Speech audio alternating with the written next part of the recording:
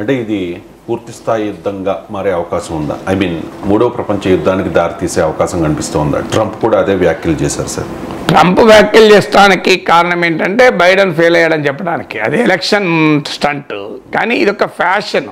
ఇప్పుడు మీడియాలో మీరు అడగడం తప్పని అంటలేను. మీడియా అంతటా కూడా ఇది మూడో ప్రపంచ యుద్ధానికి దారితీస్తుందా? సో నాకు అర్థం కాదు ఏంటంటే ఇదేమన్నా సినిమా స్పెక్యులేషనా? మీకు దేవరా హిట్ అవుతుందా? ఐపీఎల్లో గెలుస్తారా?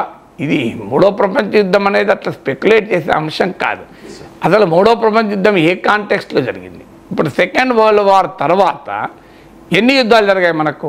రష్యా యుక్రెయిన్ వార్ స్టార్ట్ అయినప్పటి నుంచి మాట్లాడడం రష్యా యుక్రెయిన్ వార్ వల్ల మూడో ప్రపంచ యుద్ధానికి దారి తీస్తుంది. మీరు వెనక్కి వెళ్ళి చూడండి, గూగుల్లో కొట్టండి Russia Ukraine war and third world war అంటే వస్తుంది. అప్పుడు కూడా ఇదే చర్చ, ఇది మూడో ప్రపంచ యుద్ధానికి దారి తీస్తుందా అని క్వశ్చన్ మార్కులు పెట్టి వార్తలు రాసాం మనం. సో మరి జరిగిందా? ఇప్పటి వరకు ఉక్రెయిన్కు మద్దతుగా ప్రత్యక్షంగా దిగమంటే అమెరికా ఇప్పటివరకు దిగలే.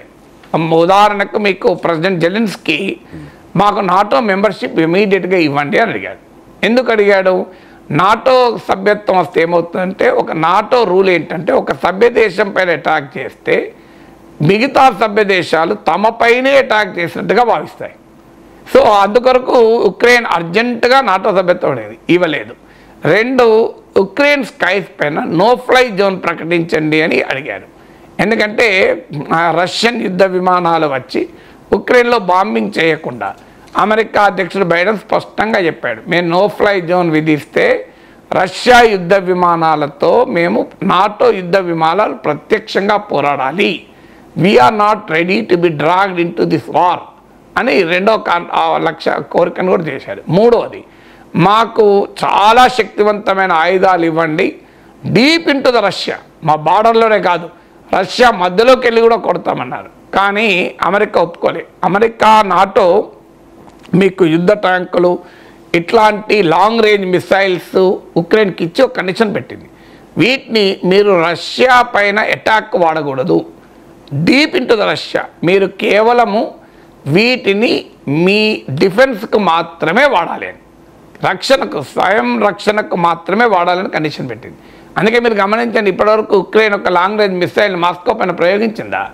మీరు కురుస్క్ ప్రాంతంలో డాంబాస్ ప్రాంతంలో కొంత సరిహద్దులోకి చొచ్చుకుపోయింది ఇవే యుద్ధ ట్యాంకులు వాడి. వాస్తవంగా అది కూడా అమెరికా ఒప్పుకోలే కండిషన్ ఇది.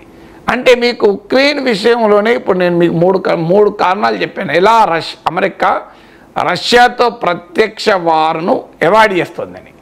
ఇక ఇక్కడ మిడిల్ ఈస్ట్లో కూడా బైడెన్ మొదటి నుంచి అమెరికా చెప్తోంది, మీరు ఇజ్రాయెల్ గాజా సీజ్ ఫైర్ కాల్పుల విరమణ జరగాలి అని చెప్పి జోర్డాన్, ఈజిప్ట్, ఖతార్లు ప్రయత్నాలు కూడా చేశాయి. అసలు ఇస్మాయిల్ హనియే గనక హత్య కాకపోతే అదొక రూపుదిద్దుకునేది. కానీ బెంజమిన్ నెతన్యాహుకి ఇష్టం లేదు. ఎందుకు ఇష్టం లేదంటే, ఒక్కసారి సీజ్ ఫైర్ అగ్రిమెంట్ కుదిరితే యుద్ధం ఆగిపోతే బెంజమిన్ నెతన్యాహు ప్రభుత్వం పడిపోతుంది. మీరు చూడండి, ఇవాళ కాదు రేపైనా యుద్ధం ఆగాల్సింది. యుద్ధం ఆగిన వితిన్ డేస్ బెంజమిన్ నెతన్యాహు అధికారంలో ఉండడు, ఇమీడియట్గా ప్రభుత్వం పడిపోతుంది. అందుకొరకు తన ప్రభుత్వం తన అధికారం ఉండాలంటే ఈ యుద్ధం ఏదో రూపంలో కంటిన్యూ అవుతూనే ఉండాలి. అది బెంజమిన్ నెతన్యాహు రాజకీయ వ్యూహం. అందులో ఈ అమెరికా ఎలక్షన్స్ ఉన్నాయి కనుక ఈ సమయంలో తాను ఏం చేసినా అమెరికా పట్టించుకునే అవకాశం లేదని అమెరికా పదే హిజ్బుల్లాతో కూడా సీజ్ ఫైర్ కాల్పుల విరమణ జరపండి అన్నారు. మరి అమెరికా కూడా ఇక్కడ ఏం యుద్ధం జరగాలని కోరుకోవడం లేదు. అందులో ఇరాన్తో ప్రత్యక్ష వారు అమెరికా కూడా కోరుకోవడం లేదు. ఈవెన్ అమెరికా ఇజ్రాయెల్కు మద్దతుగా అమెరికా ఏం చేసింది, ఈ మధ్య కూడా ఇప్పుడు ఇరాన్ మిసైల్ ప్రయోగిస్తే ఆ ప్రాంతంలో ఉన్న అమెరికన్ వార్షిప్స్ కూడా ఇరాన్ మిసైల్ షూట్ చేసి ఇంటర్సెప్ట్ చేసింది తప్ప ఇరాన్ పైన ఒక్క మిసైల్ ప్రయోగించింది ఇప్పటివరకు. ఇరాన్ పైన ఇజ్రాయెల్ దాడి చేసింది తప్ప అమెరికా దాడి చేయలే.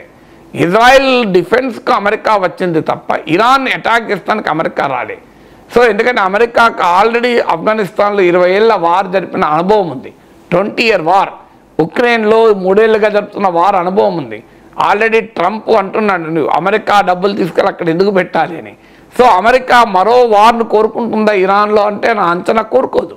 ఎందుకంటే ఇలాంటి యుద్ధాల్లో ఎవరు గెలవరు, ఎవరికి ఎక్కువ నష్టం తక్కువ నష్టమే తప్ప నష్టం అందరికీ, నో క్వశ్చన్. ఈవెన్ ఇజ్రాయెల్ కూడా నష్టపోతుంది, అమెరికా కూడా నష్టపోతుంది.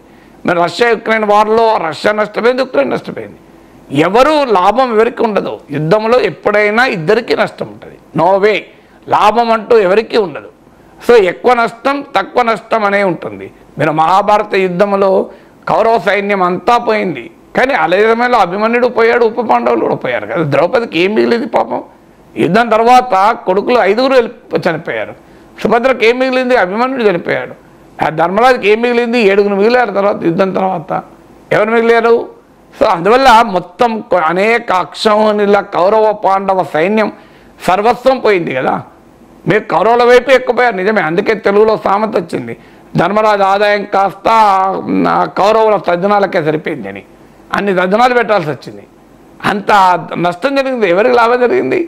సో అందువల్ల ప్రతి ఒక్కరూ పోయారు, వాళ్ళు ఎవరు మిగలలే. ఏ యుద్ధం? మహాభారత యుద్ధమే అనుభవం ఇది, మనకు వేరే యుద్ధం అవసరం లేదు. సో అందువల్ల యుద్ధం ఎప్పుడు కూడా వినాశాన్ని మిగిలిస్తుంది, ఇది అందరికీ తెలుసు. అందువల్ల ఇప్పటికిప్పుడు మనం ఏదో స్పెక్యులేట్ చేసి తమ్ముడేళ్ళ కొరకు 3వ ప్రపంచ యుద్ధాన్ని సృష్టించకూడదు. సోషల్ మీడియాలో 3వ ప్రపంచ యుద్ధం, తమ్ముడేళ్ళలో 3వ ప్రపంచ యుద్ధం సృష్టించకూడదు. ఎస్, ఒకవేళ తమ్ముడేళ్ళలో 3వ ప్రపంచ యుద్ధానికి దారి తీస్తుందా అని పెట్టచ్చు, తప్పలేదు. పెట్టినప్పుడు ఏం చెప్పాలంటే ఆబ్జెక్టివ్గా చెప్పాలి. సో వ్యూస్ కొరకు ఇక 3వ ప్రపంచ యుద్ధం వచ్చేస్తుంది అని చెప్పకూడదు. పోనీ తమ్ముడేళ్ళ ద్వారా అట్రాక్ట్ చేయడంలో నాకే అభ్యంతరం లేదు, అట్రాక్ట్ నేనైనా చేయొచ్చు. కానీ అట్రాక్ట్ చేసినాక మాత్రం అనవసర స్పెక్యులేషన్ చేయకూడదు మనం.